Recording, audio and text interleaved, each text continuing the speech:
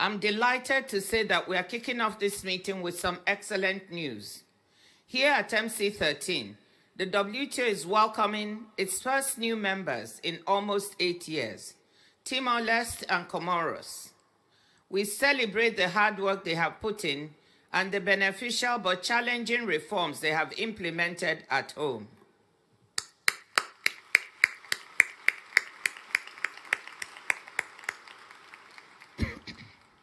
Both countries are least developed countries, and we are excited to see them reap the gains of membership as they become new members of the WTO. 22 more countries are seeking to follow in their footsteps. Many of them are present here as observers, including a sizable contingent from the Arab world. The opportunities they see in WTO membership and their commitment to the demanding accession process stand as an answer to anyone who questions the value that the WTO provides. Comoros and Timor-Leste will bring the WTO to 166 members, and we look forward to adding to that number in the years ahead. Some additional good news is that the number of acceptances of the Fisheries Subsidies Agreement will reach 70 this week. Several ministers have brought their legal instruments with them to Abu Dhabi, and we will be celebrating them later today. MC13 has helped drive forward ratifications. With the 70 we'll have this week, we'll now have 40 members to go, so that the countdown towards entry into force can start now in earnest. Those members yet to ratify, I have a list of you. You know who you are. I hope you can work fast to help us allow entry into force by my birthday on the 13th of June of this year, which will also mark 2 years since MC12. When we succeed, it will be the fastest entry into force of any WTO agreement, and I know we will.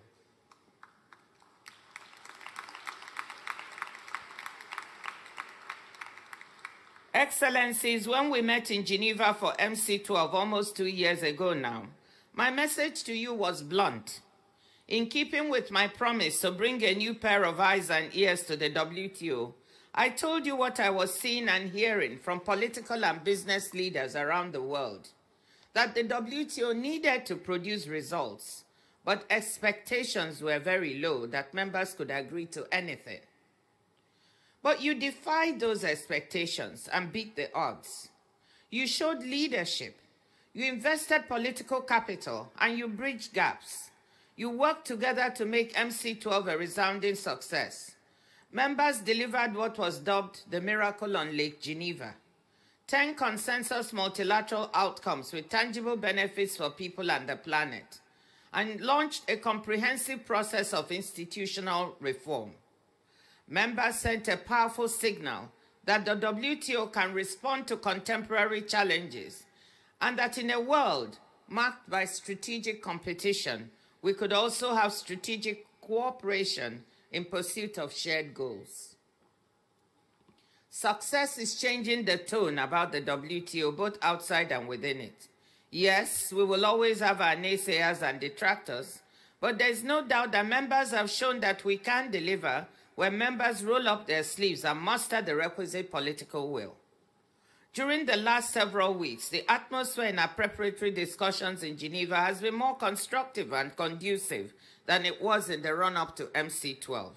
And I thank ambassadors, ministers, and delegates for that. But as you can see from the documents sent to you, there's still a considerable amount of work to do. Ministers will have to roll up their sleeves once more to complete the work left over from Geneva. Whilst many of you empowered your ambassadors to make the necessary trade-offs during negotiations in Geneva, some of you did not. Hence, the important amount of work left for you to do. So our challenge this week is to prove that we can still deliver and demonstrate that MC12 wasn't a one-off miracle on Lake Geneva.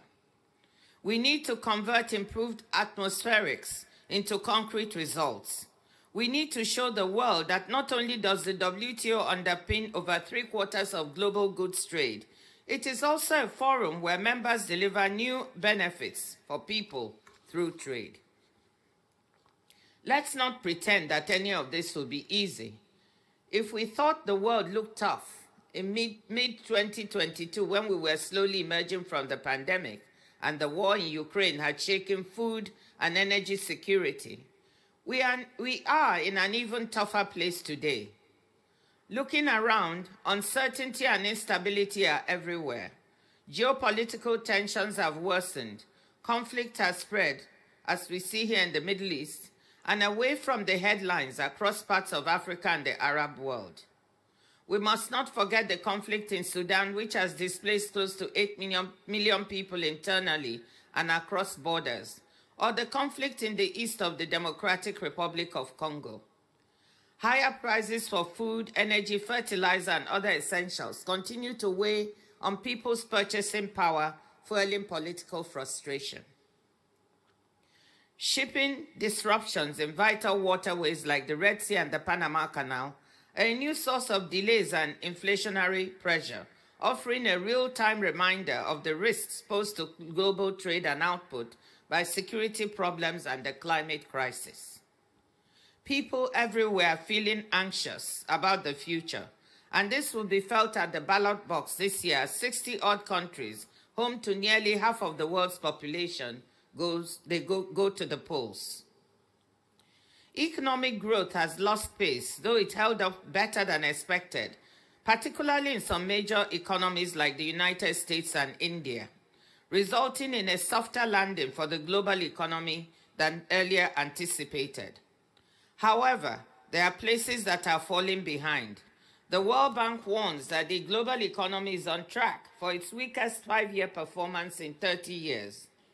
In many developing countries, debt distress and high financing costs remain a drag on economic prospects. The pandemic ended a roughly 25-year-long trend during which, for the first time in centuries, poor countries began to narrow the income gap, separating them from rich ones. Several countries in Africa are already well into a lost decade and are in danger of falling even further back. We can be proud of the fact that trade itself has been resilient in recent years. Despite everything we have been through, global goods and services trade remain at or near record highs. International markets, anchored in the rules-based global trading system, have stayed broadly open, helping businesses, households, and economies adapt and adjust to one shock after the other. But it would be dangerously naive to take trade's continued resilience for granted. The global economic slowdown and wider uncertainty are already having an impact. Global merchandise trade volume growth in 2023 appears to have fallen short of the 0.8% we were projecting in October. And given all the downside risks, we may likely undershoot the 3.3% merchandise trade growth rate I just referred to for this year. In addition, multilateralism is under attack.